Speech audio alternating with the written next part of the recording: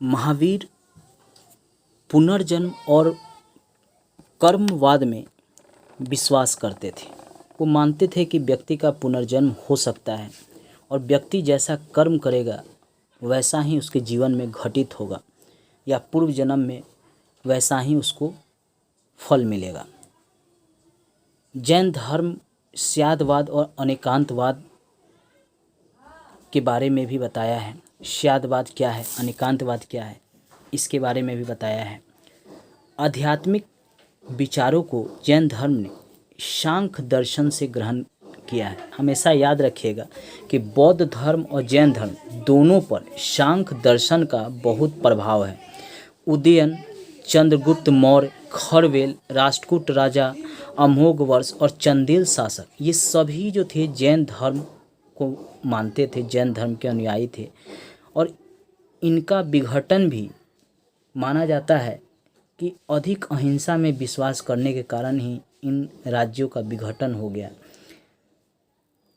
गंग वंश के मंत्री चामुंड के प्रोत्साहन से कर्नाटक में श्रावण बेलगोला में 10वीं शताब्दी के मध्य में बाहुबली की मूर्ति, जिसे गुप्तेश्वर की मूर्ति कहते हैं, निर्माण किया गया।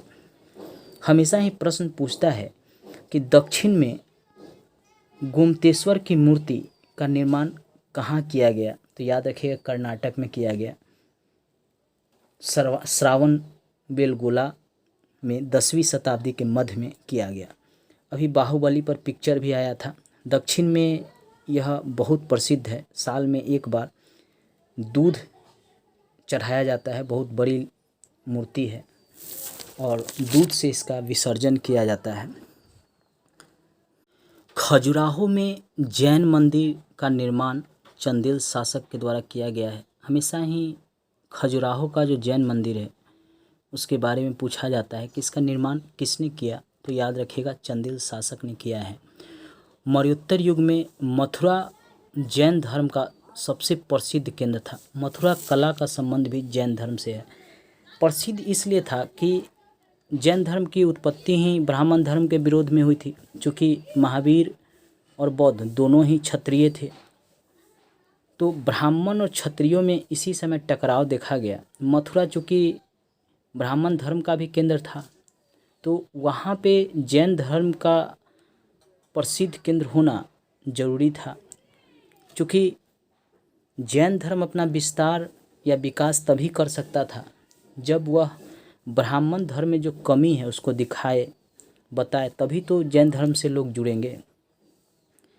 भद्रबाहु द्वारा रचित कल्पसूत्र में जैन तीर्थंकरों के जीवनी के बारे में वर्णन है। हमेशा ही पूछता है कि कल्पसूत्र की रचना किसने की थी, तो याद रखिएगा भद्रबाहु ने की थी। हमेशा ही प्रश्न में आता है। उसमें क्या था, तो जीवनी था तीर्थंकरों की, जो जैन तीर्थंकर थे।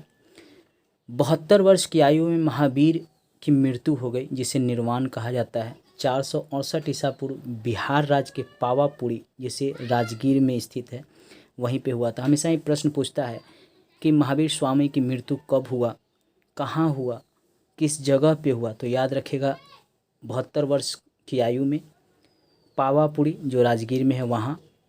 कब हुआ, तो 468 ईसा पूर्व में। और किस राज्य में हुआ, तो बिहार राज्य में हुआ। मल्ल राजा के राजप्रसाद में महावीर स्वामी का निर्वाण हुआ था। ये हमेशा पूछता है कि किस राजा के राजप्रसाद में महावीर स्वामी का निर्माण हुआ था, तो ये मल्ल राजा के निर्वाण हुआ था, मतलब यहीं पे इनका देहांत हो गया था। दोस्तों, जैन धर्म आगे जो है विकास नहीं कर पाया। इसका कारण है कि इसमें तो एक अहिंसा पे बहुत जोर दिया गया था, कृषि का विरोध किया गया था। तो जब कृषि नहीं होगा तो फिर इंसान क्या खाएगा। दूसरा कि जो ब्राह्मण धर्म में जो कुरीतियाँ थी, जो कमियां थी, उसके विरोध में यह खड़ा हुआ था। लेकिन जैन धर्म में भी वही कुरीतियाँ बाद में देखने को मिला, जिसके कारण लोगों ने जैन धर्म को कम अपनाया। दोस्तों, आज मैंने जैन धर्म से संबंधित महत्वपूर्ण जानकारी आपको दिया। इससे संबंधित जो प्रश्न पूछे गए हैं उसके बारे में भी हम जानकारी देंगे। मेरे चैनल को लाइक, सब्सक्राइब, शेयर ज़रूर कीजिएगा। सब्सक्राइब करने के बाद घंटी ज़रूर दबाइएगा। दोस्तों को भी शेयर कीजिएगा ताकि दोस्त भी इससे लाभ उठा सके। विभिन्न कॉम्पिटिटिव एग्जाम है जैसे 66वीं BPSC, UPSC, SSC, banking, railway, CTET, NET, जितने भी एग्जाम है सभी में जैन बौद्ध धर्म से प्रश्न 1-2 पूछा ही जाता है।